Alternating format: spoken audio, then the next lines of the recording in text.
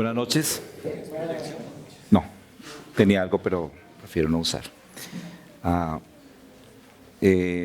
Siempre que nos reunimos y suceden cosas como estas, entendemos la gracia de Dios, ¿cierto? Y resaltamos que nada podemos hacer ni ser como iglesia o como creyentes sin la misericordia y la gracia de Dios. Y aún en la vida de nuestro hermano Álvaro, confiamos que la gracia de Dios siempre va a estar presente en él y en su familia. También espero que la gracia de Dios esté presente en este momento, ¿no? Como decía Cristian, es una hora dura. Yo vi por ahí unos que se mandaron más de una milhoja, y esa milhoja es explosiva. Esa cantidad de azúcar produce sueño después de varios minutos. Entonces vamos a tratar de aprender todos juntos en este tiempo y en el taller que vamos a tener, y la meta es que terminemos a las 7 de la noche, incluyendo el taller, para ir a comer un poquito de sal después de tanto azúcar. En sus cuadernillos está, como no hay numeración de páginas, vamos a buscar allí donde dice volviendo a lo básico. Tenía una proyección, pero a veces la proyección me entretiene un poco, entonces yo simplemente les voy a ir recalcando cuáles son las palabras que debemos ir colocando en cada una de esas frases. Vamos a orar, si les parece. Señor, confiamos en el poder de tu palabra porque viene de ti. Y te agradecemos porque los hermanos y hermanas que estamos aquí ya hemos conocido a Cristo como nuestro Salvador. Y hay momentos en que nos perdemos, nos extraviamos en el sentido de no saber qué pasos hacer en la obra o en nuestros ministerios.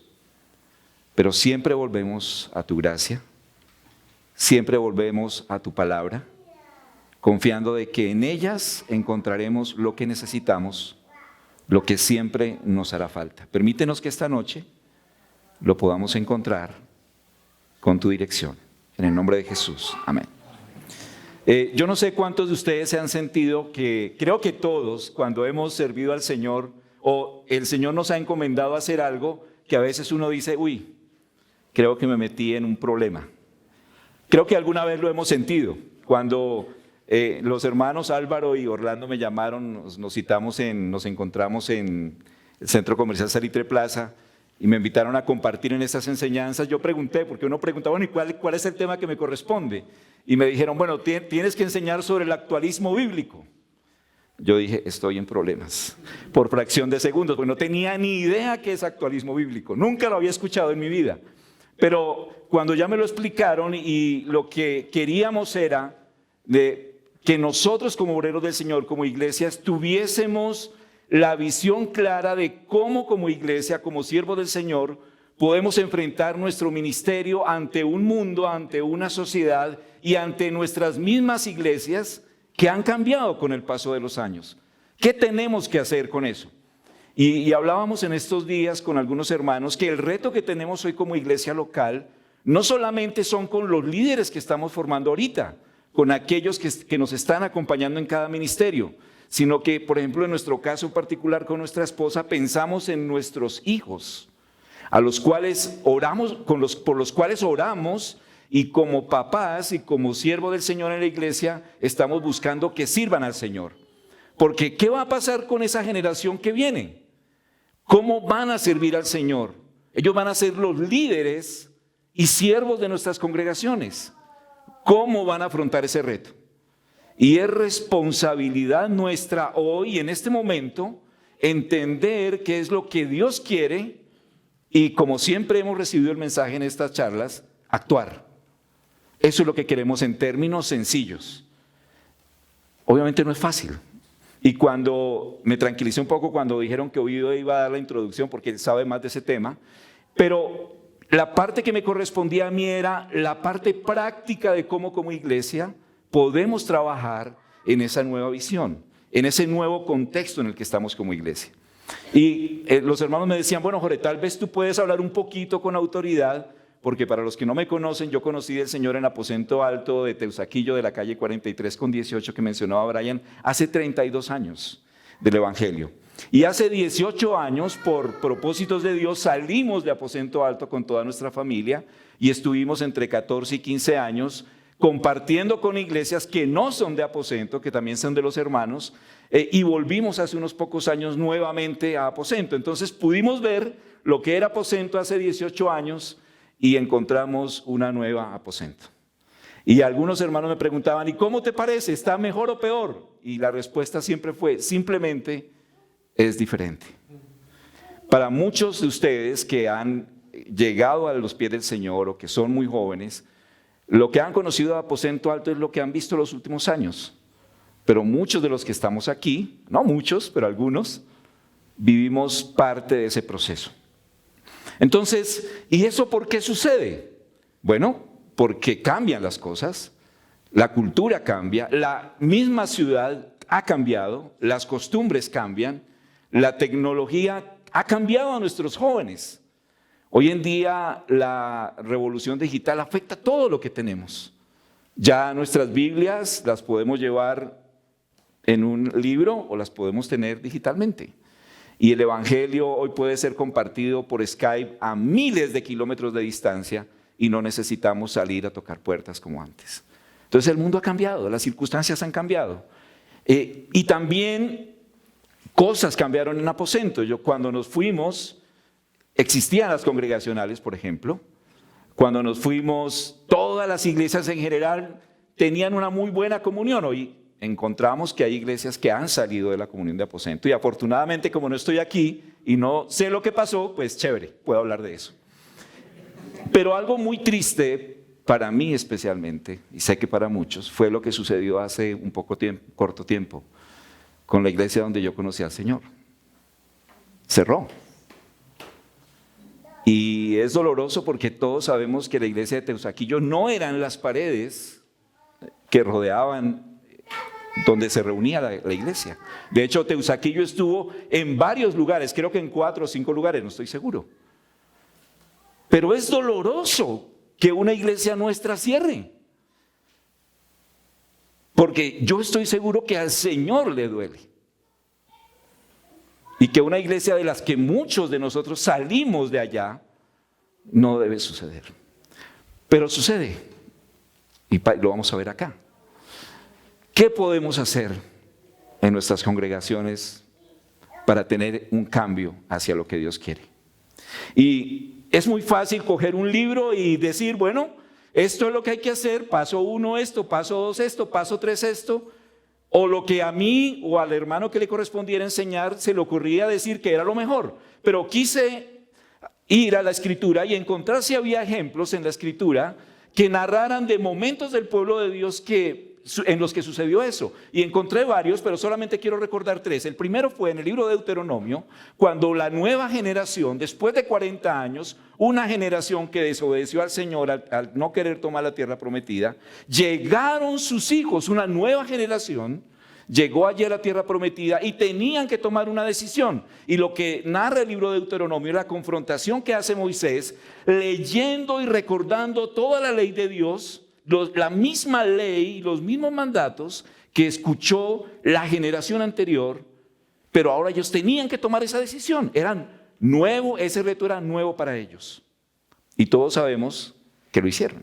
Decidieron obedecer los principios de Dios. Lo segundo que pude encontrar fue la reforma que hizo Josías, que aparece en Segunda de Reyes y Segunda de Crónicas. Su abuelo, el rey Manasés, en Judá, duró 55 años reinando. Y durante todo su reinado hizo lo malo delante de los ojos de Jehová, dice la Escritura. Y se estableció la idolatría como religión oficial. Y se sacrificaban los bebés y se quemaba incienso. Aún en el templo habían imágenes idolátricas.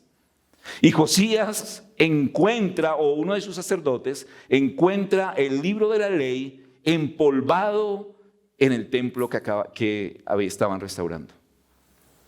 Y al escuchar las palabras de la ley, las mismas que Moisés narró en Deuteronomio, el pueblo se conmovió y hubo un cambio después de 50 años de idolatría. Y hay otro todavía más drástico. Después de la cautividad de Judá, cuando el sacerdote Esdras llega para reconstruir el templo, durante el regreso de los judíos mediante el decreto de Ciro, y este pueblo venía otra vez a su nación, se reconstruyó el templo, pero ya no había nación. Ya no había nación. Y todos los pueblos paganos habían invadido su nación. Y lo que hizo Esdras nuevamente fue ¿qué? Recordar las promesas de Dios. 3 casos diferentes en épocas muy diferentes. Pero lo que hicieron el pueblo de Dios y sus líderes fue recordar que lo esencial, por eso se llama así esta charla, lo esencial. ¿Y qué es lo esencial? Lo que Dios nos ha prometido. Una de las síntomas de la iglesia difunta, ¿se acuerdan cuáles eran los síntomas 2 y 3 que esta mañana nos compartió Video? ¿Alguien se acuerda? ¿Cómo? Resistencia al cambio y... ¿Cómo? Bueno, ese es el 1, el 2 y 3, y enfocados en el pasado. Entonces alguien dirá, bueno, pero Jorge está diciendo aquí que el pueblo volvió al pasado, y allí nos estaban diciendo que una iglesia muerta, una de las señales de una iglesia muerta es vivir en el pasado. Bueno, es que es vivir en el pasado en las formas del pasado. Pero aquí lo que vamos a hablar es volver a la esencia de la promesa de Dios para nosotros como su pueblo. Y eso es lo que quiero que aprendamos o miremos esta noche. Pero quería que alguien dirá, bueno, pero eso es en el Antiguo Testamento. En 2 de Timoteo 3:16 todos lo sabemos, ¿cierto? Porque la Escritura es inspirada por Dios y útil para enseñar, para redarguir, para corregir y para instruir en justicia. Pero ¿qué dice? ¿Una parte de la Escritura es útil? Toda la Escritura, el Antiguo Testamento es útil para nosotros hoy. No somos el pueblo judío, pero hay muchas enseñanzas. Y un hermano que por favor me lea, 1 Corintios 10:11, por favor. Un hermano así nos toca rápido, para que no nos durmamos. 1 Corintios 10:11. ¿Lo tenemos o lo leo por acá? Estas cosas le sucedieron como ejemplo y fueron escritas como enseñanza para nosotros, para quienes ha llegado el fin de los siglos. Ok, entonces la Biblia nos dice que aún lo que sucedió al pueblo de Israel es útil para nosotros. Lo malo, para enseñarnos a no cometer como ellos los pecados que ellos cometieron, pero también podemos aprender de lo bueno que hicieron, ¿o no? ¿Estamos seguros de eso? Así es. Entonces, esas enseñanzas pueden ser útiles para nosotros. Y quiero que allí en sus materiales comienza con el ejemplo de la iglesia de Éfeso. La iglesia de Éfeso fue fundada durante el siglo I y llegó a ser una de las iglesias más grandes del mundo. Y fue una de las iglesias más influyentes junto con Jerusalén, Antioquía y Roma. Pablo la fundó en su tercer viaje misionero con la ayuda de otros siervos como Priscila y Aquila. Permaneció allí 3 años. El mayor tiempo que el apóstol Pablo estuvo en una ciudad fue en Éfeso. Y a través del ministerio de la iglesia de Éfeso, muchas otras iglesias que estaban cercanas llegaron a surgir. ¿No es muy parecido a lo que sucedió con Aposento? De una iglesia, de la influencia de unos hermanos, muchas iglesias se abrieron. Y una de las cosas que nos podemos gozar por la gracia de Dios, únicamente por la gracia de Dios, es que Dios nos ha permitido vivir ese modelo. Hemos tenido éxito, o no, más bien, Dios ha cumplido su propósito en medio de nosotros. Lo hemos vivido. ¿Y ustedes creen que Dios quiere que ese propósito cambie? No. Anhela inclusive que sea mejor. Pero en la iglesia de Éfeso, en Hechos 19, busquen allí Hechos 19, 23 al 41, no lo vamos a leer, pero para que lo tengan presente en sus Biblias, Hechos 19, 23 al 41, comienza allí la palabra diciendo que hubo por aquel tiempo un disturbio no pequeño acerca del camino, allí en Éfeso. En la Nueva Traducción Viviente dice que hubo un grave problema, dice así, hubo un grave problema. Hubo un bonche. ¿Ustedes vieron las manifestaciones de estos días en las ciudades, especialmente en Bogotá? No sé si llegó a ser así, pero para aquella época hubiese sido de ese tamaño. Hubo un serio problema. Y es que el ministerio de la iglesia había logrado la conversión de muchos hombres y mujeres que eran idólatras. Y llegó tanto la influencia de Éfeso que los artesanos que fabricaban los templecillos de plata vieron amenazado su negocio. Es como si dijéramos, la influencia de las iglesias cristianas en Bogotá están haciendo quebrar los prostíbulos. Y todos los dueños de los prostíbulos se reunieron a decir, hey, la iglesia en Bogotá ha ganado tantos confesantes, tantos creyentes, que nuestro negocio se está perdiendo. De ese tamaño fue la influencia de estos hermanos. Conmocionaron la sociedad y la cultura. Por algo, allá en Hechos 17:6, en Tesalónica, cuando llegaban estos hermanos, decían, estos que revolucionan el mundo han llegado acá. Y así debemos ser nosotros. Debemos revolucionar el mundo donde estamos, el barrio donde estamos, las familias con las que tenemos contacto. Ese modelo, hermanos, no ha cambiado. Ese modelo, eso lo vivimos en nuestras iglesias. Ahora, esta mañana estábamos, y en estos días hemos hablado mucho con Oscar, que hace mucho tiempo no hablábamos. Y recordábamos las palabras de Brian ayer, toda la tribu, ¿cierto? Con todo el respeto y amor. Toda la tribu Corredor, ¿cierto? Familias enteras, me acuerdo de la familia Jamaica, la obra en UAT, la familia Ávila. Muchos de los que están aquí han llegado a los pies de Cristo por influencias de esas generaciones. Se trastornó el mundo. ¿Por qué no es igual ahora? ¿O por qué no podría ser igual ahora? Dios lo puede seguir haciendo. Amén. Y lo quiere seguir haciendo. Entonces, pero había un problema y el apóstol Pablo entendió que había mucho problema con la influencia de los legalistas, y en Hechos 20, allí estando en Mileto, llamó a los ancianos desde Éfeso, sabiendo que era el último momento en que los iba a ver, y hizo una recomendación especial, era que cuidaran la iglesia del Señor, la cual él había ganado con su propia sangre, ¿cierto? Un precioso versículo, un precioso pasaje para nosotros como líderes, de recordar la responsabilidad que tenemos. Él sabía que había riesgos para la iglesia, y aún después a Timoteo lo envía con una misión. Allá en Primera de Timoteo lo podemos ver. Cuando él lo envió a Éfeso con una misión, él le dijo, hey, ve porque hay muchos hombres que están allí, y que mandes a algunos que no enseñen diferente doctrina. Primera de Timoteo capítulo 1 versículo 3. Entonces se necesita el cuidado de las iglesias. Y una de las cosas que nosotros vemos en el Nuevo Testamento es que se abrían nuevas obras. Era uno de los fundamentos del ministerio del apóstol Pablo. Pero también había algo importante. En el segundo viaje misionero, ¿qué fue lo que hizo el apóstol Pablo? Afirmar a las iglesias que ya estaban. Y en el tercer viaje misionero, si bien abrió nuevas obras, ¿qué siguió haciendo? Volvía y afirmaba. ¿Es un modelo bíblico abrir iglesias? Sí, es un modelo bíblico. Pero también es modelo bíblico sostener, fundamentar, volver a capacitar, volver a repasar. No podemos quedarnos dormidos, hermanos, con las glorias pasadas. Y Pablo sabía eso y tomó las medidas para eso. Pero pasó algo muy triste, y vamos a abrir nuestra Biblia en Apocalipsis capítulo 2. En Apocalipsis capítulo 2.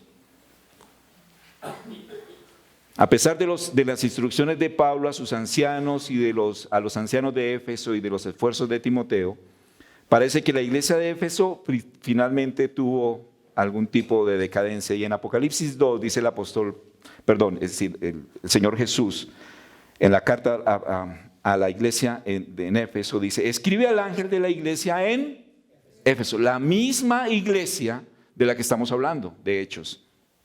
El que tiene las 7 estrellas en su diestra y el que anda en medio de los 7 candeleros de oro dice esto: yo que conozco tus obras. El Señor nos conoce, ¿cierto? Él conoce, pero mire lo que conoce, mire lo que dice aquí: y tu arduo trabajo.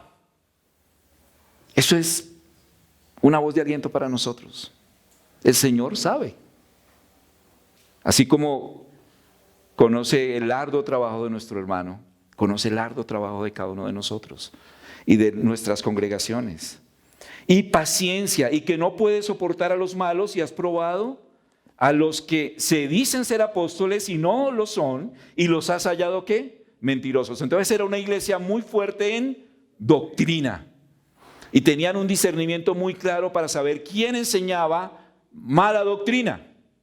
Y creo que una de las fortalezas de nuestras iglesias, que el Señor nos ha permitido por su gracia tener, es una doctrina sólida, firme. Por lo menos estamos seguros de eso. Amén. No escuché ningún amén, pero creo que sí. Y has sufrido y has tenido paciencia y has trabajado, ¿qué? Arduamente. Entonces esta iglesia, como decimos nosotros, camellaba.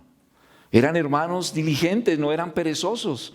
Tenían sus ministerios, servían en sus ministerios y lo hacían por el amor al nombre de Cristo y no habían desmayado. Pero en el versículo 4, el Señor Jesús tiene algo diferente, cambia el mensaje. Dice, pero tengo contra ti, ¿que qué? Que has dejado tu primer amor. Y tenían muchas fortalezas, pero tal vez habían llegado a tener una creencia ortodoxa fría.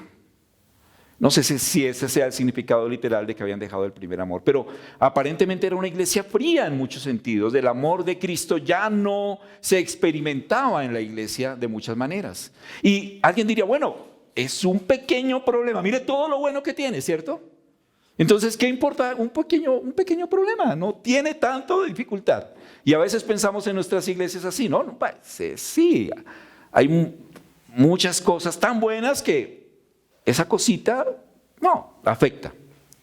Pero el Señor, solo por eso, dice lo siguiente. Recuerda, por tanto, de dónde has caído y arrepiéntete.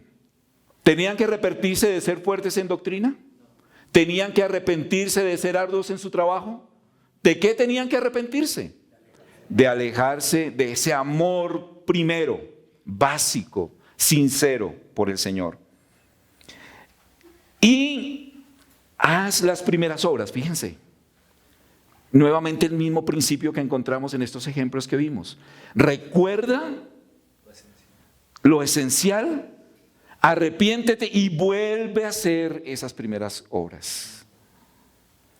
No de la misma manera. Aquí no estamos hablando de hacer la misma forma y el mismo estilo como hacíamos las cosas hace 40, 32 o 20 años. No se refiere a eso, sino a recordar lo esencial a través de lo cual Dios nos bendijo.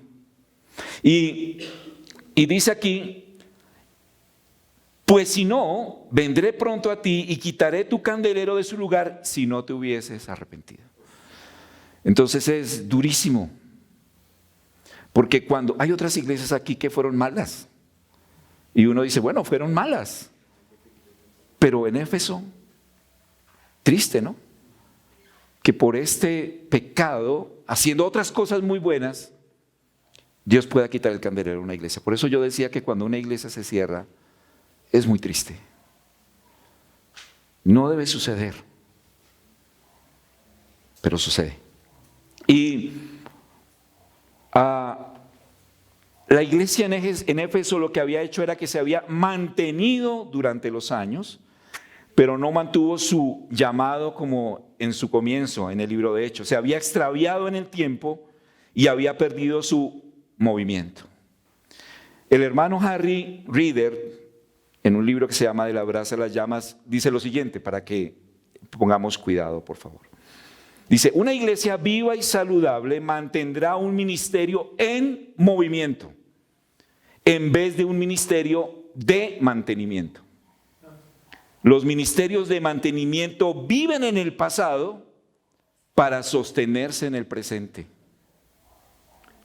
Sin embargo, un ministerio en movimiento va a aprender, y esto me parece súper interesante, porque creo que se adapta a lo que hemos visto en la Escritura, va a aprender intencionalmente del pasado. ¿Qué es intencionalmente? Es que a propósito decide no olvidar su esencia, la esencia bíblica de la iglesia.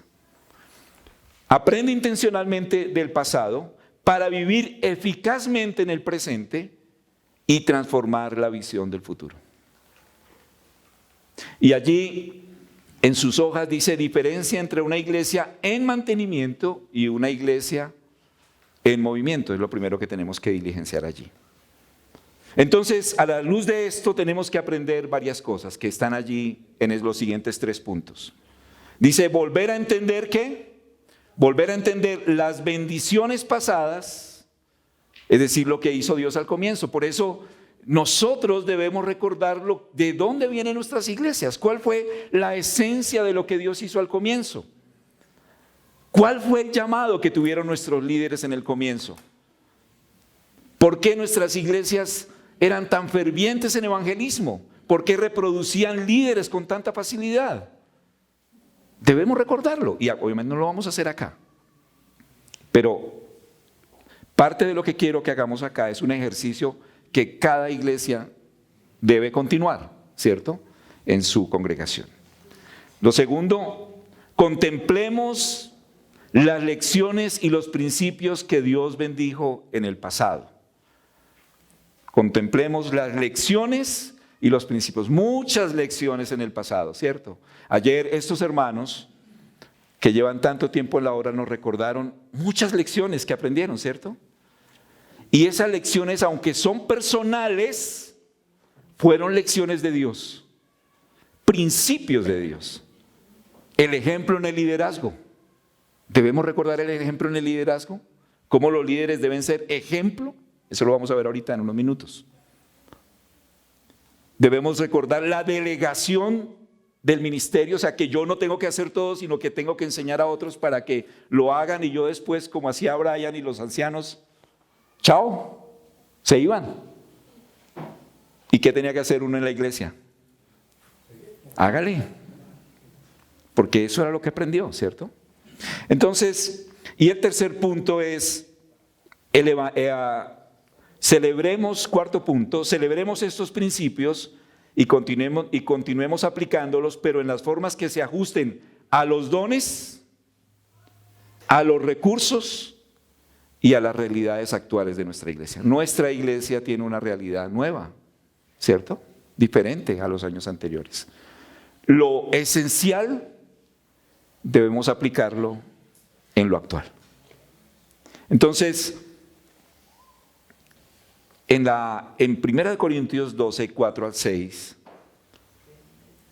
dice, hay diversidad de dones, pero el Espíritu es el mismo. Hay diversidad de ministerios, pero el Señor es el mismo. Y hay diversidad de operaciones, pero Dios, el que hace todas las cosas en todos, es el mismo. Entonces Dios obra diferente. Dios no obra igual a como obró hace 40 años o como obró 30 años. Pero es el mismo Dios obrando de forma diferente. Entonces, ¿con quién tenemos que estar sintonizados, hermanos? Con Dios, que es el que hace la obra. Vamos a ver el primer punto rápidamente para que agilicemos. Entonces, en la nueva versión internacional, en Apocalipsis 2:5, dice, arrepiéntete y vuelve a practicar las obras que hacías al principio. Entonces era recordar lo pasado, arrepentirse de los errores y recuperar las primeras cosas. Una de las mayores tentaciones que tenemos como iglesia, necesitamos crecer. Yo creo que no hay ninguna iglesia que diga, bueno, estamos conformes con el número que tenemos, ¿sí? Ya llenamos el local, estamos bien.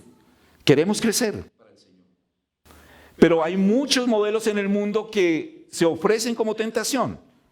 El modelo económico, podríamos decirlo así, donde el énfasis está en la capacidad monetaria. El modelo de entretenimiento, donde el énfasis está en la comodidad física y emocional de los que asisten, donde no queremos predicar un evangelio directo.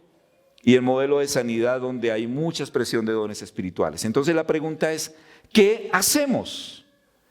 Ya aprendimos acá que necesitamos volver a lo básico, a lo esencial mejor, a lo esencial. Creo que, ¿quiénes tienen hijos acá? Pequeños. ¿Y grandes? ¿Hijos grandes? Creo que todos hemos hecho lo siguiente, ¿no? Hay una pared o una puerta de closet donde hay rayitas, ¿cierto?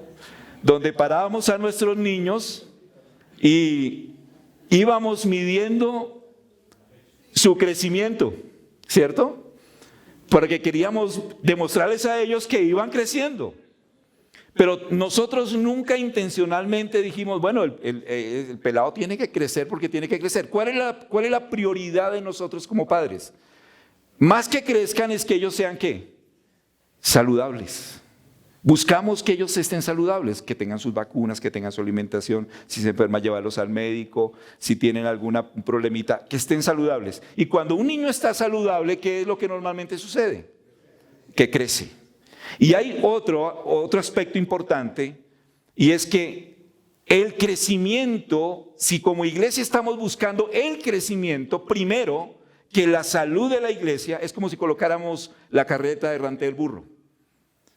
Debemos preocuparnos por la salud de nuestra iglesia. Por eso el tema del campamento es una característica de una iglesia saludable. Entonces el reto que yo quiero que tengamos es, ¿qué tanto estamos trabajando en la salud de nuestra iglesia? O si el énfasis que estamos poniendo es en el crecimiento. Y por hacer énfasis en el crecimiento, estamos descuidando la salud de la iglesia. En Efesios capítulo 4, versículo 11, entonces allí es iglesias en crecimiento o iglesia saludable. Vamos a buscar Efesios capítulo 4, versículo 11. En Efesios capítulo 4, desde el versículo 11 todos lo conocemos, empieza a hablar de los dones, pero ya no dones como el don, sino hombres o mujeres capacitados con unos dones especiales que dice allí en el versículo 11, dice, y él asimismo constituyó a unos apóstoles, a otros pastores y maestros. ¿Para qué los constituyó? Dice el versículo 12, a fin de perfeccionar a los santos para la obra del ministerio. Entonces hay unos hombres y mujeres en algunos casos capacitados con unos dones especiales para acoger a toda la congregación y capacitarlos para el ministerio. Y más adelante el apóstol Pablo empieza a hacer una comparación con el cuerpo y la iglesia. Dice, versículo 13, hasta que todos lleguemos a la unidad de la fe y del conocimiento del Hijo de Dios, a un varón perfecto. Esa es la medida de la iglesia, esa es la meta que tenemos como iglesia, llegar a la medida de un varón perfecto, a la medida de la estatura de la plenitud de Cristo. Después dice que ya no seamos niños fluctuantes, que tenemos que seguir la verdad. Pero miren lo que dice el versículo 16, pero quiero leerlo en la Nueva Traducción Viviente. El versículo 16 de Efesios 4 dice así: el que hace que todo el cuerpo encaje perfectamente y cada parte al cumplir con su función específica ayuda a que los demás se desarrollen, y entonces todo el cuerpo crece y está sano y lleno de amor. Amén. Hermanos, el crecimiento Dios lo da. No tenemos que fabricarlo. En la Reina Valera dice, y recibe el crecimiento. Pero ¿de qué viene hablando el apóstol Pablo en los versículos anteriores? De una iglesia sana. Los líderes ejerciendo su función de preparar a los siervos del Señor. La iglesia conociendo sus dones y poniéndolos en práctica. Todos trabajando como sus coyunturas. Unidos, dice allá, como el pegamento, no como un pegamento. Todos unidos en amor, creciendo juntos. ¿Y qué dice? ¿Y cómo remata el versículo 16? Y llega el crecimiento. Y lo otro importante, y que hoy lo mencionaba esta mañana, es que no siempre el crecimiento se ve inmediatamente en el número. Porque hay muchas iglesias grandes que no son para nada saludables. Pero también hay otra verdad. En el libro de Hechos, cada vez que se menciona que la palabra de Dios crecía, viene agregado de algo. Dice, y se añadían cada vez más. Y el Señor añadía a la iglesia. Siempre que se habla de crecimiento en Hechos, cuando dice que la palabra crecía, va ligada a que más personas conocían de Cristo.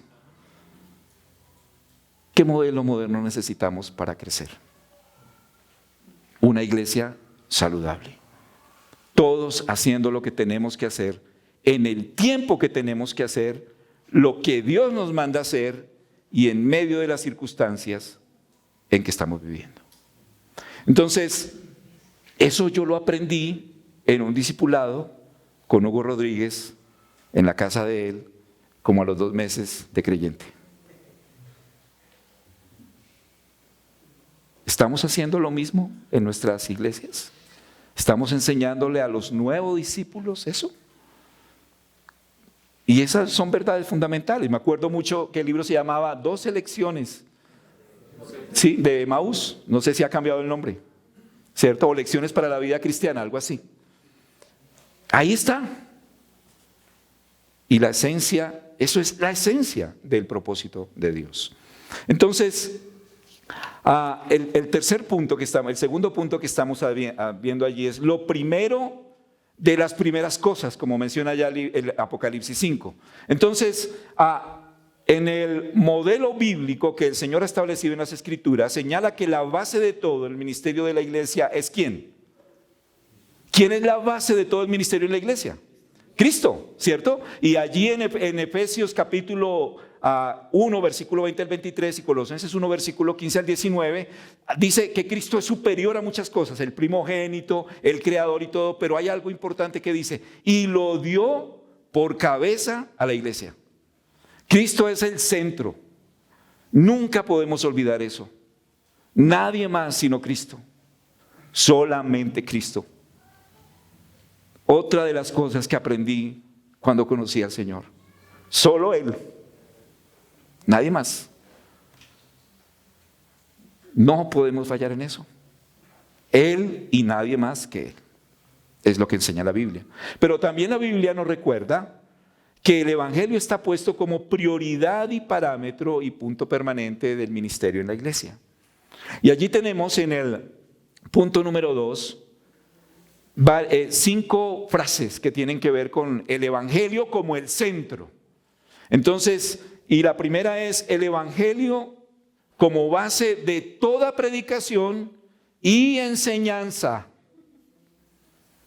El Evangelio como base de toda predicación y enseñanza. El Evangelio es centro. El apóstol Pablo en Romanos 1:16 dijo, porque no me avergüenzo del Evangelio, porque es poder de Dios para salvación a todo aquel que cree, al judío primeramente y también al griego. Entonces, ¿dónde está el poder de Dios? En el Evangelio. Entonces, ¿qué tenemos que hacer como iglesia?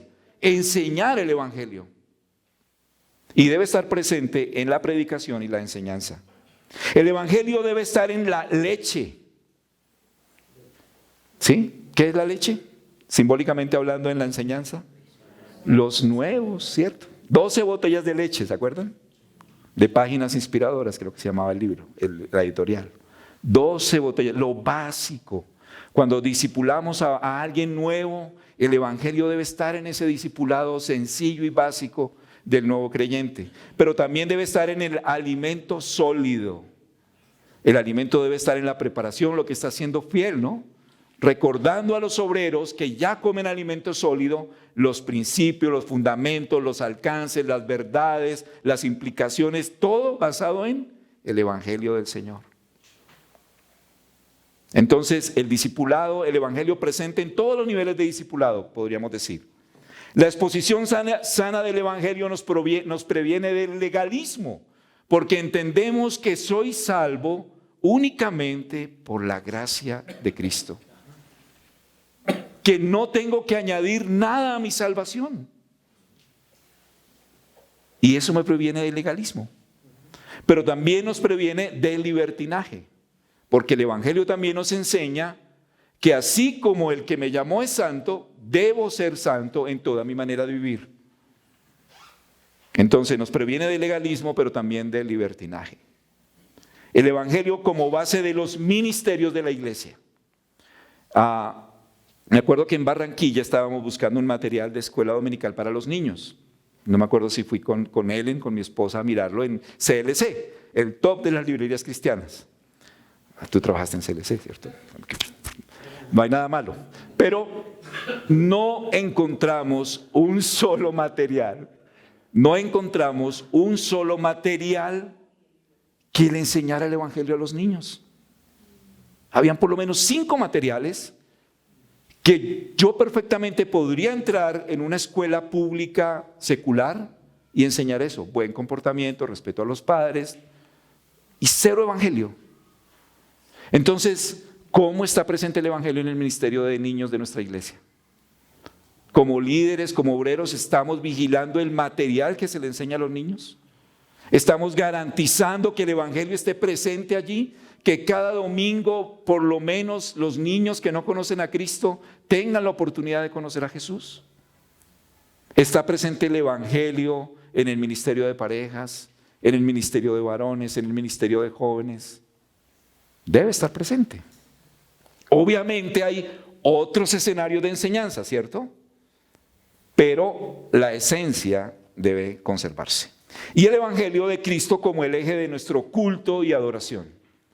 Ese es un privilegio que tenemos enorme, hermanos, que nunca podremos perder. Nuestra alabanza y adoración en todas nuestras congregaciones siempre ha sido centrada en la verdad del evangelio y de Cristo, ¿cierto? Dios nos libre de poner la adoración en nuestros intereses humanos y nuestro bienestar. Y una de las cosas que en la 80 siempre hablamos con los jóvenes, porque la mayoría de los de alabanza son jóvenes, otros no tan jóvenes, pero la mayoría muy jóvenes, es recuerden siempre que lo que cantemos, que lo que adoremos, sea concordante con las Escrituras, sea concordante con el Evangelio y siempre busque exaltar a Cristo y no exaltarme a mí, sino a Él. Entonces, aún en la alabanza y adoración y en nuestro culto el evangelio debe estar presente. Y en el tercer punto, no lo voy a tocar mucho porque Orlando lo tocó ayer, sobre la oración. Una de si las primeras cosas que debemos recordar es el evangelio y la centralidad de Cristo en la iglesia, podríamos decir que la segunda cosa es la oración, pero otros dirían que es igual, que debería estar en la primera. Sin oración, sin el poder de Dios manifestado en nosotros a través de la oración, ¿cómo podemos llevar a cabo un ministerio? No importa el orden, pero todos entendemos que la oración es un punto importante y no lo quiero tocar porque Orlando ya lo tocó. Entonces voy a pasar la página rápidamente de ese punto. Pero sí quiero hacer un énfasis en dos puntos importantes. Y creo que tenemos que agilizar, no vamos a ver el último. Ahí sí puedo decir como vídeo me entregaron tarde. Pero no, hay que ser cumplidos con el tiempo. El ministerio de la palabra, la iglesia en Jerusalén fue concebida en un ministerio de oración y nació en un sermón. Hechos 6:4, un hermano que me lea Hechos 6:4, por favor. Hechos capítulo 6, versículo 4. Y nosotros persistiremos en la oración y en el ministerio de la palabra. Entonces, necesitaban hombres que fueran espirituales, lo que conocemos hoy en día como diáconos, ¿cierto? Porque ellos tenían que dedicarse a lo que ellos sabían que era esencial para la iglesia. ¿Y qué era esencial para la iglesia? La oración y la palabra. Y la palabra. Entonces la palabra es importante en la iglesia. Y allí donde dice los apóstoles, allá abajo en la página dice, los apóstoles proporcionaron un modelo del liderazgo de las iglesias, especialmente para los pastores o ancianos, cuando nos dijeron que persistiremos en la oración y en el ministerio de la palabra. Allí en Hechos 2:42, cuando dice el modelo bíblico de la iglesia, dice, perseveraban en las doctrinas de los apóstoles, la comunión unos con otros, el compartimiento del pan y las oraciones. ¿Qué estaba de primero? ¿La oración? La palabra. Y tal vez, decía alguien, un intérprete bíblico, porque la palabra moldea las otras. La palabra moldea la oración, la palabra moldea aún el compartir de la cena del Señor, y la palabra moldea la comunión que tenemos unos con otros. Pero quiero que miremos 1 Timoteo 3, 14 al 17 y lo vamos a analizar rápidamente. 1 Timoteo 3, 14 al 17. Segunda de Timoteo 3, 14 al 17. Todos lo conocemos, ¿cierto? Dice así, pero persiste tú en lo que has aprendido y te persuadiste, sabiendo de quién has aprendido, que desde la niñez has sabido las Sagradas Escrituras, las cuales te pueden hacer ¿qué? Sabio. ¿Para qué? Para la salvación por la fe que es en Cristo Jesús. Toda la Escritura es inspirada por Dios y útil para enseñar, para redarguir, para corregir y para instruir en justicia, a fin de que el hombre de Dios sea ¿qué? Perfecto, enteramente preparado para toda buena obra. Entonces, ¿cómo debe ser la enseñanza en nuestra iglesia? Vamos a llenar allí esos puntos, porque ahorita en el taller es lo que vamos a hacer como iglesia local aparte. Entonces, debe ser un mensaje evangelista. Dice allí en un versículo, los cuales te pueden hacer sabio para la salvación. Romanos capítulo 10 dice, la fe viene por el oír y el oír. Si no predicamos la palabra en la iglesia, ¿quién se va a convertir? Según Romanos 10, nadie verdaderamente. Es la palabra, ¿cierto? Todos los que estamos aquí llegamos a Cristo porque la iglesia compartió la palabra. Entonces, es un mensaje evangelista. Es un mensaje cristocéntrico. Porque dice el apóstol, las cuales te pueden hacer sabio para la salvación por la fe que es en Cristo Jesús. Entonces, un mensaje cristocéntrico. Cristo, el centro de todo. No vamos a hacer énfasis más allí. Es un mensaje divino, porque dice que toda la Escritura es inspirada por Dios. Entonces, hermanos, por eso debemos temblar cuando enseñamos la palabra. Porque no son las ideas de Cristian, no son las ideas de Eduardo, no son las ideas de Brian, no son las ideas de Carlos, no son las ideas de Federico, de Miguel. Es la palabra que viene ¿de quién? De Dios. Y requiere diligencia. Requiere que yo la conozca. No puedo ser, la palabra que no le gusta a mis hijos, mediocre en el estudio de la Escritura. Si tú eres un siervo o una sierva de Dios, debes ser diligente en estudiar la palabra, porque es de Dios, hermano y hermana. No es un libro cualquiera, viene de Dios.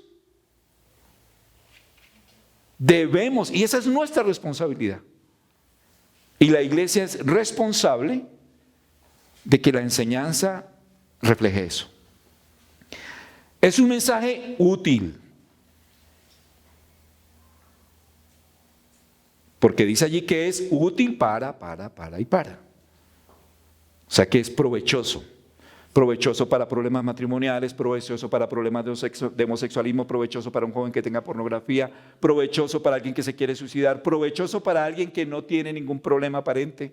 Es provechosa, es útil, ¿cierto? Y útil para nosotros como creyentes. O sea, el mensaje y la enseñanza de la palabra siempre, hermanos, debe ser llevar práctica. Siempre que enseñemos la palabra, nuestro auditorio debe saber qué tiene que hacer con la palabra que está enseñando. Y nuestra responsabilidad es decirlo, porque es útil la palabra que estoy enseñando. Porque muchas veces enseñamos y el que está oyendo dice, sí, ¿y qué hago? ¿Cómo lo hago? ¿Cómo pongo en práctica lo que acaba de enseñar? Y al final es un mensaje que cambia vidas. Y allí dependemos siempre y exclusivamente de la gracia del Señor, ¿cierto? Él es el que hace todo, no somos absolutamente nada. Y orábamos en estos días con los hermanos que nos correspondió enseñar. Siempre la oración, me acuerdo, fue: Señor, danos humildad, Señor, permite que sea tu palabra. Y siempre debe ser nuestra oración, porque el único que puede cambiar vidas es Dios a través de su palabra. Y quiero rematar con la ecuación de liderazgo. Un buen liderazgo guía a las personas por el camino correcto. Todo liderazgo sirve. Un liderazgo malo sirve para lo malo. El Señor dijo, ¿qué pasa cuando un ciego guía a otro ciego? Cae en el camino. Pero hay una consecuencia, ¿cierto? De un líder ciego a otros ciegos, pues hay desastre. Pero un buen líder produce buenos resultados. Pero la pregunta es, ¿qué es un buen liderazgo? Y el tipo de liderazgo lo coloqué en esta frase, no sé si lo dejé también en las copias. Si no, ¿sí? Ok, el tipo de liderazgo que necesita una iglesia dispuesta a afrontar su ministerio en un mundo cambiante se puede definir en 3 aspectos. El primero es, los buenos líderes aprenden del pasado pero no viven en él. Aprendemos del pasado, pero no vivimos en el pasado. Ay, tan chévere como era esa iglesia de Teusaquillo. Pero no, esta iglesia nuestra hoy en día no tiene nada que ver eso. O vamos a volver a hacer lo que hacíamos en Teusaquillo. No. Aprendemos del pasado, pero no vivimos en él. Los buenos líderes viven en el presente, pero no se ajustan a él. Y allí está el ejemplo que todos conocemos del termómetro y el termostato. ¿Qué hace un termómetro? Mide el ambiente. Si aquí estuviéramos a 25 grados, el termómetro sube. El termómetro reacciona al medio ambiente, se acomoda al medio ambiente. Como líderes no podemos ser termómetros que nos acomodamos al entorno. Pero el termostato, ¿qué hace? Afecta el medio ambiente, controla el medio ambiente, influye para que el medio ambiente se nivele. Ese es un buen líder, que no se deja influenciar por el entorno, sino que influye en el entorno. Los buenos líderes miran hacia el futuro, pero no se duermen esperándolo. Entonces, Miguel dijo algo que me gustó ayer mucho. Dijo, bueno, sí, hacemos 10 intentos, o no sé si fue Brian o los dos lo dijeron, y a veces no funciona. Miramos al futuro, pero no nos dormimos, ¿cierto? Tenemos que trabajar. Tenemos que hacer lo que Dios nos manda a hacer. Pero visionamos un futuro para nuestra congregación, así debe ser. Y para terminar, la influencia de un líder cristiano. Les hago una pregunta, ¿la influencia de un líder cristiano de dónde debe venir? En el mundo, un buen líder tiene la influencia de sí mismo. Lo que él es como líder lo transmite a otros. Pero en la iglesia del Señor, la influencia de un buen líder, ¿de dónde viene? De Cristo. O sea, nosotros como líderes debemos ser el canal de Cristo para influir en otros. Nunca la influencia viene de nosotros. Por eso cuando exaltamos lo que nuestros hermanos han hecho a través de los años, no los exaltamos a ellos. Bueno, sí, a ellos sí, como personas. Pero más que a ellos, lo que Dios ha hecho a través de ellos. ¿Cierto? Entonces, y cuando yo influyo en otras personas, como líder en la iglesia, ¿qué debo buscar? Que sean influidos no por mí, sino por la influencia de Dios en mi vida. Para que ellos a la vez hagan lo mismo con otros. Segunda de Timoteo, capítulo 2, versículo 2, que todos lo conocemos. Entonces, ¿cómo influye un líder cristiano en otros para que sean mejores cristianos? Primero, en la enseñanza. Un buen líder siempre está enseñando a otros ¿qué? Los caminos de Dios. Un buen líder no se debe preocupar. Yo no estoy diciendo que sea malo, sí debemos enseñarlo a tener buenas finanzas, a ser buenos administradores de los ministerios, a ser fieles en el ministerio, pero en esencia lo más importante es a que conozcan y crezcan en el conocimiento de Dios. Esa es nuestra función principal. Y es en la enseñanza, cuando yo enseño, cuando yo me siento con alguien y le comparto, debo enseñar la palabra y esa influencia. Lo segundo es la personificación, y aquí me quiero detener un poquito. La personificación es que un buen líder personifica personalmente las verdades que enseñan. Yo sé, no sé si sé que ahora ya no le gusta tanto, sospecho, pero hay algo que sucedió en mi vida una vez. Yo, en mi familia en UAT tenía un problema gravísimo, fue un problema terrible. Yo estaba en Bogotá trabajando, llamé a Brian, me acuerdo mucho, como a las 2 de la tarde, y le dije, Brian, pasó esto en UAT, quiero que oremos y miramos a ver qué hacemos. Y él me dijo, ¿a qué hora sales? Le dije, bueno, a las 5:30, paso por ti. Bueno, vamos, pero son 5:30 y UAT está a 2 horas en esa época, hoy también. Pero en el DAR fue 1:25, me acuerdo mucho. hora y 25. Llegamos allí, pues ya eran 8 y algo de la noche.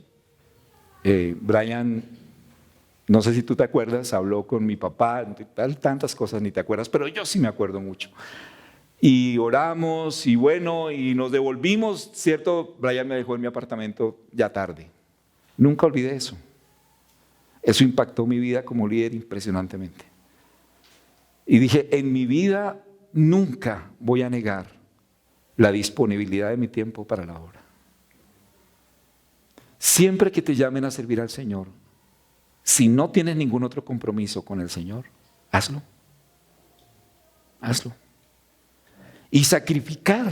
Entonces, la personificación tiene que ver con que yo mismo personifique lo que enseño. Si yo le enseño a alguien sobre el cual el Señor me está colocando para influir en su vida, le enseño sobre la fidelidad, pero yo no vivo en fidelidad, ¿qué va a aprender este hermano? Nada. Pero si él ve mi sacrificio, ve mi interés, ve mi amor sincero, ve mi testimonio, formo en él un líder que va a personificar lo que ha aprendido también. ¿Y a quién personificamos? A Cristo, hermanos. Porque yo ese día, en el ejemplo de Brian, vi el amor de Cristo reflejado para mi vida y para mi familia. Así fue, sencillamente. Y el tercer punto es el facultamiento o empoderamiento. ¿Qué tiene que ver con eso? Facultamiento, facultar a otros, o empoderar a otros, o empoderamiento. El líder que ejerce influencia sobre otros no solamente personifica las verdades que enseña, sino que faculta a otros para que hagan lo mismo con otros. Y aquí quiero colocar un ejemplo de Jorge. Estuvimos acá en esta finca. Yo tenía 21 años. Yo no sé, hace tiempo. 22 años. Y Jorge era mayor que yo, ese era mi consuelo. Él era mayor que yo y empezó una obra acá en Villa de Leyva. Se abrió la iglesia de Villa de Leyva en esa época y comenzamos a celebrar la Santa Cena, éramos más o menos 20 personas. Entonces yo era nuevo en el Señor, era un pelado, Jorge ya tenía un ministerio formado, era mi líder. ¿Quién iba a enseñar el domingo? Jorge. Sí, yo apenas había dado por allá un discipulado. Y un domingo Jorge me dijo, bueno, me voy para Bogotá, usted enseña. Yo más o menos le dije, usted es un irresponsable. No me acuerdo qué me dijo, bueno, sí, soy irresponsable, pero hágalo. Y enseñé esa vez, por primera vez en mi vida. No me entendí ni pío. Creo que los que estaban allí no entendieron. Pero pasó algo en mi vida esa vez. Dios me dije, no, si nuevamente Jorge me vuelve a dar esa responsabilidad, yo no puedo quedar tan mal como quedé hoy. Tengo que estar preparado para cuando me vuelva a tocar. Me tocó a los 8 días, porque no volvió ese. Se demoró 15 días. O sea que Jorge aprendió muy bien de Brian. Y entonces, hermanos, muchas veces, Miguel decía también algo muy interesante ayer. A veces queremos que todo esté perfecto antes de dar un paso. Y queremos que cuando vamos a delegar la responsabilidad a un hermano o una hermana, ese hermano ya sea el santo más santo. Que yo pueda decir, ese hombre no, o esa mujer nunca va a fallar en esta responsabilidad. No, hermanos. El Señor nos dará sabiduría. No podemos ser irresponsables tampoco, porque la Biblia dice que no un neófito, ¿cierto? Pero hay momentos en los que tenemos que soltar. ¿Quieres hacer esto? O alguien propone, hazlo tú. En el ministerio de parejas que estamos con mi esposa, desde el comienzo tuvimos la visión, el Señor nos dio la visión de tener otras parejas preparándolas para que hagan el ministerio. Y en una salida de parejas que tuvimos hace 20 días, involucramos a 3 parejas más.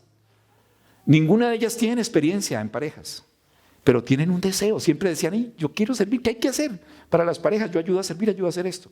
Invitamos a esas 3 parejas a participar en la planeación de la salida de parejas y fue una bendición. Y una de esas parejas está acá y ayer nos decían, para nosotros el que ustedes nos hayan invitado a ser parte del ministerio de parejas ha sido una bendición enorme. Y entendemos la responsabilidad que significa. Hermanos, tenemos que delegar. Porque me acuerdo mucho de un misionero que trabajó en Chocó, del cual soy muy íntimo amigo. Una vez almorzando en Medellín me decía: Jorge, yo llorando, este hermano, un hermano que amo con el respeto más enorme, un hombre sabio en el Señor, me decía: Jorge, si hay algo de lo que me arrepiento es que duré 8 años en Quibdó, en Chocó, y no preparé líderes, y salí y la iglesia casi se acaba. Hermanos, nosotros estamos acá como líderes para dejar preparados a otros. Si algún día yo me voy o muero o el Señor me lleva a otro ministerio y no he dejado líderes que me puedan reemplazar, soy un líder irresponsable. No estoy cumpliendo el modelo de 2 de Timoteo 2:2. ¿Cómo estamos como iglesia local en eso? Y aprender a trabajar con otros. Que termino con eso porque no nos va a alcanzar el tiempo. Aprender a trabajar con otros que piensan diferente no es fácil, pero es necesario. ¿Cuántas iglesias salen y se abren por la división entre líderes? A veces puede ser bueno, pero otras veces simplemente la iglesia divide sus esfuerzos porque 2 líderes no aprendieron a trabajar juntos. Entonces quedan 2 iglesias débiles y no una iglesia fuerte. Habrá momentos en los que, como el apóstol Pablo y Bernabé, tuvieron que abrirse, pero el Señor tal vez guía eso. Pero siempre debemos buscar, hermanos, aprender a trabajar juntos con los que piensan diferente a mí. ¿Qué tan tolerantes somos en nuestro liderazgo, en nuestro ministerio? ¿Qué tan dispuesto estoy a escuchar puntos de vista en contra de cómo hacemos las cosas? Y remato con esto. Cuando el Señor nos llevó a Medellín, duramos 6 meses, íbamos a ir a una iglesia bautista porque no había iglesias de aposento. Y Alan Moss literalmente me montó una perseguidora y no me recogió en el aeropuerto y me llevó, y cuando llegó Ellen y los niños fue y lo recogió y terminamos asistiendo a las iglesias de los hermanos en Colombia, en Medellín. Un estilo de culto totalmente diferente, nos costó 1 año adaptarnos, muy duro para nosotros. Pero un día Alan invitó a los otros 3 ancianos, eran 4 ancianos, y me invitaron a ser parte del liderazgo, como al año y medio. Y me acuerdo lo que dijo Alan ese día. Dijo: hemos invitado a Jorge y ustedes saben que Jorge tiene una visión diferente de la obra, pero queremos que él haga parte de este liderazgo para que nos muestre esa visión diferente. Pero no terminó ahí. Dijo: pero también sabemos que Jorge va a aprender mucho de lo que somos nosotros. Esa iglesia fue una bendición para nosotros. Tuvo un cambio radical, pero no porque yo haya entrado al liderazgo o por Alan, sino porque hubo un grupo de 5 hombres que aprendimos a sentarnos durante 2 meses a decirnos en qué no estábamos de acuerdo, a ir a la Biblia, encontrar en la Biblia que sí y que no, y la iglesia tuvo un cambio radical en su estilo de culto, en su forma de enseñanza y en sus ministerios. Fue una lección impresionante para mí, impresionante. Dios puede hacer eso en nuestras iglesias. Nos ponemos en pie y oramos. Quedó uno sin hablar, pero se los voy a dictar. Sí. El evangelismo es intencional, es decir, que debemos intencionalmente evangelizar. El evangelismo es continuo en todo tiempo. El evangelismo debe ser confrontacional, o sea, claro y directo sobre el pecado, pero amando al pecador, pero claros y directos sobre la necesidad de un Salvador. Y el evangelismo debe ser de incorporación, según el modelo de Mateo 28, y es que si alguien conoce al Señor, no solamente conoció a Cristo, sino que debe ser incorporado al discipulado y ministerio de la iglesia en un futuro. Padre del cielo, te damos gracias por este tiempo, y ahora que viene el taller, ayúdanos como iglesias a poderlo aplicar, Señor. Son fundamentos que hemos encontrado en tu palabra, y tal vez de hermanos sabios a los cuales tú has usado también para establecer algunos de estos fundamentos. Sin tu gracia, como lo dijimos al comienzo, no podemos. Pedimos de tu gracia para poder afrontar estos retos que tenemos como iglesias de aposento alto. Pero permítenos cambiar en lo que tenemos que cambiar. En el nombre de Jesús. Amén.